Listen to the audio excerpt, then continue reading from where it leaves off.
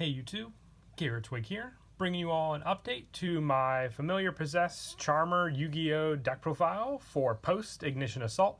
With the release of the latest booster pack for Yu-Gi-Oh, we got our third Link monster for the Charmer deck. It's really interesting deck. We get more and more support that helps just to differentiate the different ways we can play the Charmer monsters, which focus on the level 3 monsters being able to take control of your opponent's monsters when they're flip face up, and then also the Familiar Possessed monsters, which you can special summon off of the Charmer monsters and have additional effects as well. It's a really fun deck, focusing more on the spellcaster type support and the different attributes we run to now also support the Earth, Fire, and Wind. And just like the last deck profile, I'm focusing on the archetypes we have for the Link monsters out currently. So the Earth, Fire, and Wind archetypes for the deck with those attributes. Let's go ahead and get started with the deck profile.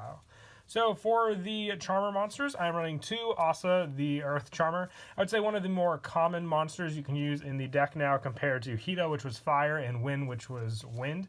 Asa, when this card is flipped, you take control of 1 Earth monster on your opponent's side of the field for as long as this card remains face up on the field. So you have some other cards, including the Trap card, which is unpossessed, which protects your Charmer monsters from being destroyed by battle. So even if your opponent attacks into this card, it won't be destroyed by battle. It'll just be flipped up, and you'll be able to take control of one of your opponent's Earth monsters, which is very, very useful, just being able to take resources like that against your opponent. And the same will apply for all the different Charmers as well, including Hita, which I'm also running 2 of. Decided to run 2 of each since the numbers did increase for the amount of different Charmers we can run the deck. So 2 Hita and then also 2 Win, the Wind Charmer for these total numbers. I'll probably focus on adding more of the other Charmer monsters when we get their respected Link monsters as well to work with, since we have the 3 to go off of in the deck so far, but still very, very useful just for the setup you can do with this and your trap card on the field, and then take your opponent's cards. And then for the Familiar Possessed monsters, which have a little more speed and consistency, I run 2 Familiar Possessed Asa. By sending 1 Asa, the Earth Charmer, and 1 Earth monster from your side of the field to the graveyard, you can special summon this card from your hand or deck. If you special summon this card this way, this card gains the following effects. During the battle phase, the attacking monster attacks a defense monster whose defense is lower than the attack of this card. Inflict the difference in battle damage to your opponent's life points. So just very, very useful for being able to take your resources of your opponents. So very, very useful for that, in the fact that with the Unpossessed card being able to bump up its attack as well, definitely help with that, but we'll get to that when we go over the trap cards also.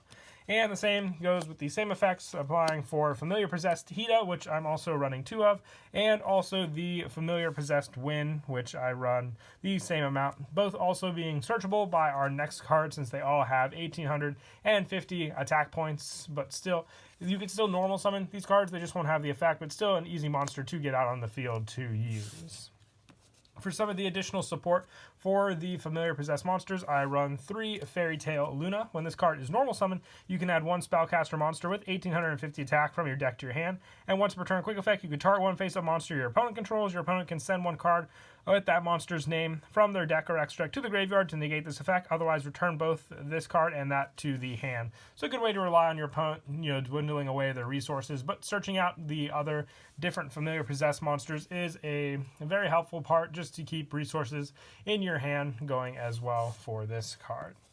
And I also run 3 Goblinberg with the new Asa, the Earth Charmer, Link monster, and then the other ones in the deck. Just having a quick way to get out monsters on the field can help for your Link plays. Goblinberg definitely does help with that, being able to summon out the other cards by special summoning 1 level 4 or lower monster from your hand. Also change this card to defense position, so you'll get the 2 monsters you need for your Link 2 plays, which then having those Link monsters out on the field definitely does help for relying on a lot of your other cards to go off of. And then to finish off the monster count, I am just running 1 Dogoran, the Mad Flame Kaiju, 1 Kumongus, the Sticky String Kaiju, and 1 Gadarla, the Mystery Dust Kaiju.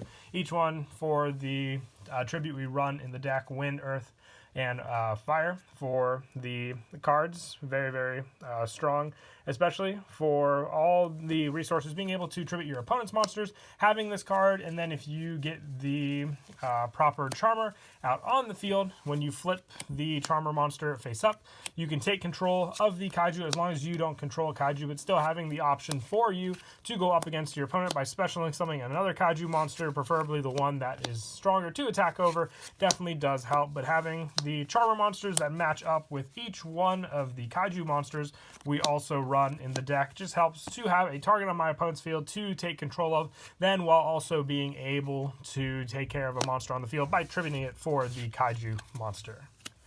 And that is it for the monsters. The main focus on plays of the deck are to obviously get out the Familiar Possessed for the more offensive play, and then play defensively with the Charmer monsters on the field as well. For a little more added backup with these spells, we still don't have the spell card that definitely does help just for overall setup for the Charmers. Hopefully we one day get it in the TCG. It'll be a big help for sure with all the different plays. But for now, some additional spell cards that help. I run 3 Secret Village of the Spellcaster. If only you control a Spellcaster monster, your opponent cannot activate spell cards. If you control no spell cards, you cannot activate spell cards. So just having this card for the fact that we run, the majority of the cards are the Familiar Possessed and the Charmers, which are Spellcaster monsters. Secret Village of the Spellcaster definitely does help, just being able to limit your opponent on activating any spell cards, taking away one of the 3 types of cards they can play. And the 1 Terraforming, just being able to search out the Secret Village definitely does come in handy as well to grab it faster into your hand to use. And running a good amount of spellcasters as well. I'm running 2 Wonder Wand, just this equip spell added on to the Familiar Possessed. I really don't like adding it on to the Charmer monsters unless I'm going to use it for the second effect, is if you control the equip monster and this card, you can send both to the graveyard to draw 2 cards. If you've used up what you need for the flip effect for the Charmer monsters, just drawing into more useful cards definitely does come in handy with the Wonder Wand. And I also run 2 Magic Planter. Now, we do run a good amount of continuous traps in this. It actually takes up the whole trap lineup for the deck. So Magic Planter is just more draw power by sending ones, if we have multiples of them in our hand, to the graveyard to redraw as well. And then for the one-ofs that I run in the deck, I run 1 Monster Reborn, which just helps for additional special summon resources from the graveyard back onto the field, and the 1 Pot of Avarice for recycling my monsters from the graveyard back into the deck to reuse, because you can definitely go through the Charmer monsters quite quickly for their flip effects. Shuffling them back, drawing them again, and reusing them definitely does come in handy, and I really love that we have this off the ban list now to assist with that. And to finish off the spell lineup, I'm also running 3 Call by the Grave. Just great for stopping my opponent's hand traps, especially when I go for the flip. If my opponent has Effect Veiler, stopping the flip, which could potentially take a 2-turn play to set up if my opponent doesn't attack into my face-down monsters. Call by the Grave, being able to stop that hand trap can definitely come in handy. And that is it for the spells. We'll now move on to the traps. We might not have the spell card for the Charmers and the Familiar Possessed, but we do have Unpossessed, the continuous trap. With this one, Charmer monsters you control cannot be destroyed by battle. If a Familiar Possessed monster you control attacks an opponent's monster, it gains 800 attack, and during damage calculation only, if a monster you control is destroyed by battle or card effect, you can special summon 1 Spellcaster type monster with 1500 defense from your deck whose attribute is different, and the one at least of one of those destroyed monsters' original attributes on the field in attack position or face down defense position. You can only use this effect of Unpossessed once per turn. You get plenty of search options, and they actually increased since we're running 1 additional one compared to the last one, relying more on the Earth Familiar Possessed Asa with the other one. So more targets to go for with the Unpossessed trap. So very, very useful there.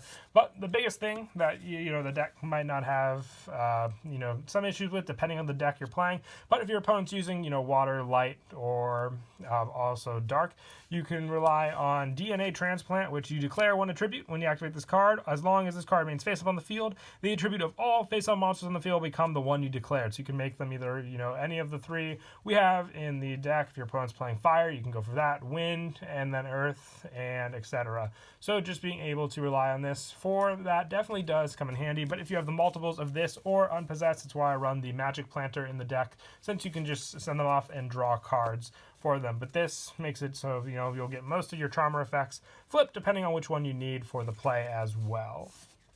And that is it for the main deck. We'll now move on to the extra deck. I'm running one of each of the Charmer Link monsters, basically. I thought they honestly had the Familiar Possessed, but they are Hida, the Fire Charmer, also the Earth Charmer Immovable, Ablaze, and Win, the Wind Charmer Verdant. And this card's also treated as a Familiar Possessed card as well. There's just so many different words going through my head when I try and think of all the different names for these Charmer Familiar Possessed monsters. And they all share the same effect of being able to take a card of the attribute of the one you summon from your opponent's graveyard and summon it onto your field, which helps for your other plays, especially summoning out the Familiar Possessed monsters, since you need that specific attribute as well to go for your resources. I used to run Ash Blossom and Droll and Lockbird in the main deck as well, but just having this to rely on more definitely does come in handy. And then when they're destroyed by your opponent's card effect, you get another special summon of the attribute one from your graveyard back onto the field also.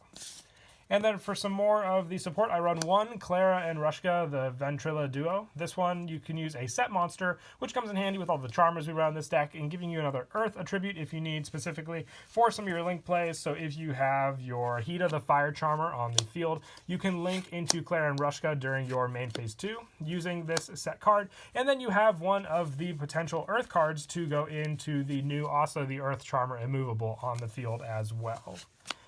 And then also I run one Nightmare Phoenix, one Security Dragon, one Decode Talker, one Mrs. Radiant, one Nightmare Cerberus, one Nightmare Unicorn, one Topologic Trisbana, one Borreload, and one Saryuja. And we do have a good amount of level 4s in the deck as well. So I run one Gaga Cowboy and one Tornado Dragon as well to finish off the extra deck. So the main plays for the deck are mostly to set up your, like I said, the Charmers on the field, then being able to flip them up and take control of your opponent's own monsters when you have the setup of DNA Transplant on the field, protecting them, or being able to take any of them by the flip, but you'll also want to use the Unpossessed Trap for protecting the Charmers when they're on the field from being destroyed by battle, and then saving it so then you can take your opponent's own resources, depending on what type of card it may be, to use those two cards to go into your bigger Familiar Possessed ones, bumping them up with cards like Unpossessed on the field also. And then relying on the other generic spell support which we run, including Wonder One and Secret Village of the Spellcasters, to either equip onto the boss monsters, which you can also summon off of the Link monsters on the field since they are Spellcasters, to boost them up and go for that play as well, which is basically just the main setup you want to go for most of the time with this deck for your cards. But that is it for the deck profile. I hope you all enjoy the video. I can't wait to see more of the Charmer Familiar Possessed monsters we get for all the different support. Like I said, hopefully we one day get the spell card, because they'll definitely help just the overall purpose of the deck. And until then, please don't forget to leave a like and subscribe. And until next time, Kira Twig out.